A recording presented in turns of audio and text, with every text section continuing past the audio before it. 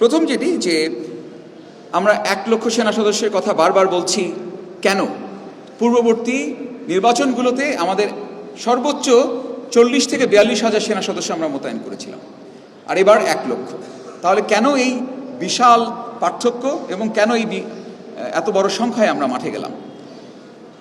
অন্যান্য নির্বাচনের চাইতে এবারের নির্বাচনে আমাদের মোতায়েনের পার্থক্য হচ্ছে, আমি শুরুতে আপনারা খেয়াল করেছেন আমরা স্বরাষ্ট্র মন্ত্রণালয়ের নির্বাচন পরিপত্রের কথা আপনাদেরকে উল্লেখ করেছি, যেখানে বাংলাদেশ সেনাবাহিনীকে, ইনফ্যাক্ট সশস্ত্র বাহিনীকে ভোট কেন্দ্রের আঙিনা পর্যন্ত যাওয়ার অনুমতি দেওয়া হয়েছে, যেটা পূর্ববর্তী নির্বাচনগুলোতে ছিল না। আমরা স্ট্রাইকিং ফোর্স হিসেবে দূরবর্তী একটা জায়গাতে কনসেন্ট্রেটেড হিসেবে আমরা একসঙ্গে অবস্থান করেছি। এবার আমি যে কথাটা একটু আগে এখানে একজন জানতে চেয়েছিলেন যে সাধারণ মানুষের নিরাপত্তার বিষয়টা, যাতে তারা নির্বিঘ্নে যাতে ভোট কেন্দ্রে যেতে পারে, সেই কথাকে মাথায় রেখে সম্মানিত সেনাবাহিনী প্রধান আমাদের ন্যূনতম প্রয়োজনীয় সেনা সদস্যকে রেখে বাকি সকল সেনা সদস্যকে উনি নিয়োগ করেছেন এই সুষ্ঠু ইলেকশন করার জন্য। যে কারণে আমরা চেষ্টা করছি আমাদের প্রয়োজনীয় যে যানবাহন, সেই যানবাহন আমাদের অপ্রতুল।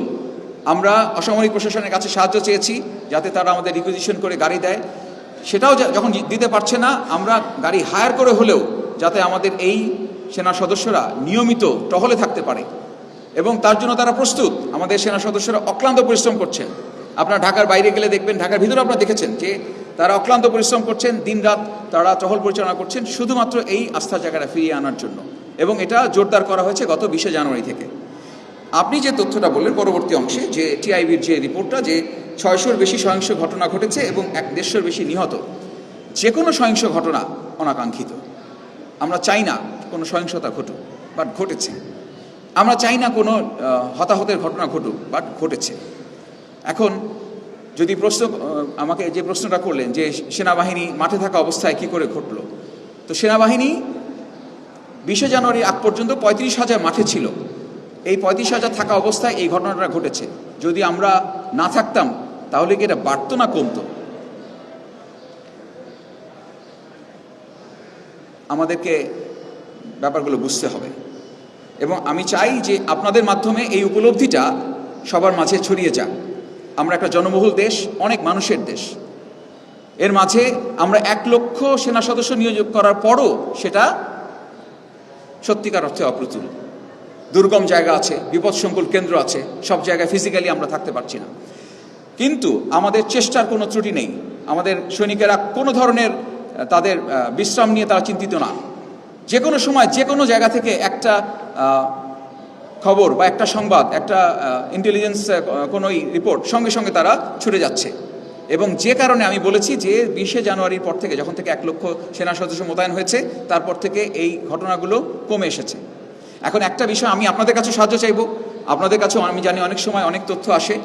এই তথ্যটা যদি আপনারা আগে থেকে আমাদেরকে অবগত করতে পারেন, ক্যাম্পকে জানাতে পারেন, লোকাল ক্যাম্পে জানাতে পারেন, তাহলে কিন্তু আমরা দ্রুত গতিতে সেখানে সেটা মোকাবেলা করতে পারি। তাহলে সহিংসতাটা এড়ানো সম্ভব হয়।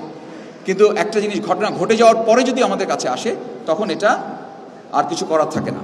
তো আমি শুধু আপনাকে এটুকু বলতে পারি যে এই যে তথ্য, এবং আমি আপনার মাধ্যমেই বলবো যে এই 20 জানুয়ারির পর থেকে যদি আপনারা এখনকার তথ্য যদি সংগ্রহ করেন, তাহলে দেখবেন যে কত বড় পার্থক্য।